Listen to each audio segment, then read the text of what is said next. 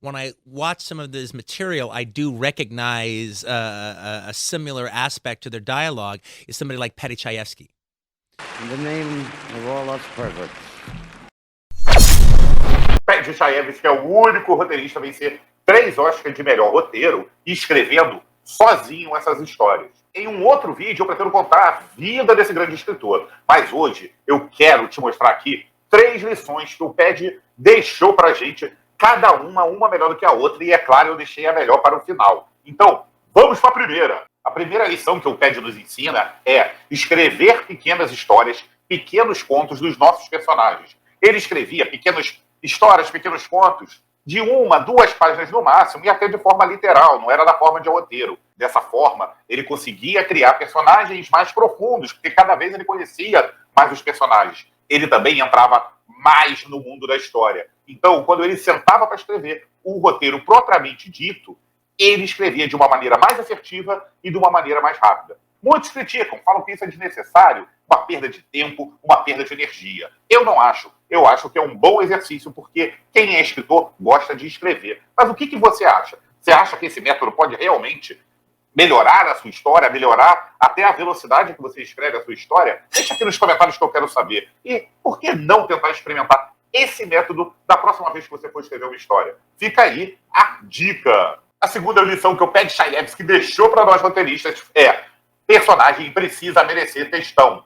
Colocar personagens falando o tempo todo em textos muito longos na sua história pode ser muito perigoso, porque a história pode ficar tendendo a blá, blá, blá, blá, blá, blá, blá, blá, blá, e esses personagens podem soarem falsos, porque são muito expositivos. O que o Paddy fazia era criar personagens muito feridos internamente, personagens com cargas emocionais muito pesadas. Os seus personagens eram amargurados, os seus personagens eram desprezados pela sociedade, os seus personagens tinham correntes emocionais muito grandes que eles iam carregando durante toda a vida. Quando esses personagens entram na história e são pressionados pelos problemas, pelos conflitos que a própria história traz, isso vai fazendo uma pressão desses personagens até que eles finalmente explodem. E aí, quando eles explodem num textão, num texto forte, num texto emocionante, num texto daqueles que todo ator olha e fala: eu quero ter esse texto, porque esse texto é digno de um prêmio. E a própria audiência, acompanhando aqueles personagens, ela pede por aquilo. Quando é que esse personagem vai botar toda essa amargura para fora? Então, os personagens acabavam merecendo ter textão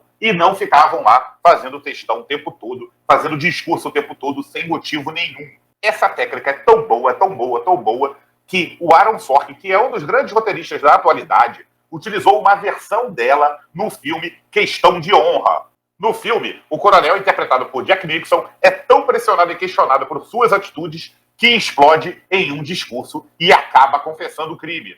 Ordenou o código vermelho! Eu tenho toda certeza que sim!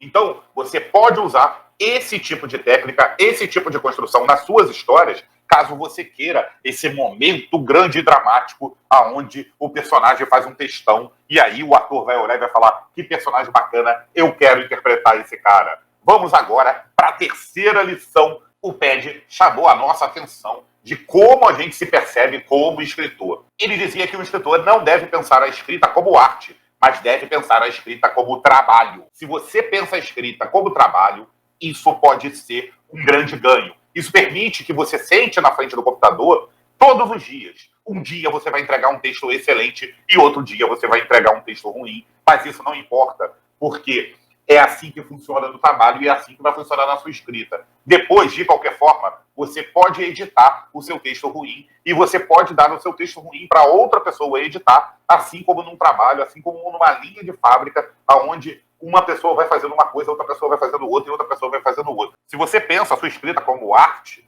você acaba glamourizando o seu trabalho e você acaba ritualizando o seu trabalho. O que isso quer dizer? Você vira e fala: hoje eu não vou escrever porque hoje eu não estou inspirado. Hoje eu não vou escrever porque hoje eu estou cansado. Hoje eu não vou escrever porque a lua não está cheia. Você vai sempre ritualizando e arrumando desculpas para não escrever. Agora, trabalho você não pode faltar. Trabalho você tem que ir todo dia. E escrever é um trabalho. Se você encara a escrita como um trabalho, você tira essa carga emocional do momento que você está escrevendo e você consegue escrever mais e você consegue escrever melhor. Espero que essas lições te ajudem a escrever melhor e botar você na frente do computador todos os dias, martelando essas teclas Vou deixar aqui mais 2 vídeos para você. Quero agradecer muito, muito, muito a sua audiência. Muito obrigado mesmo. E nos vemos no próximo vídeo. Valeu, tchau!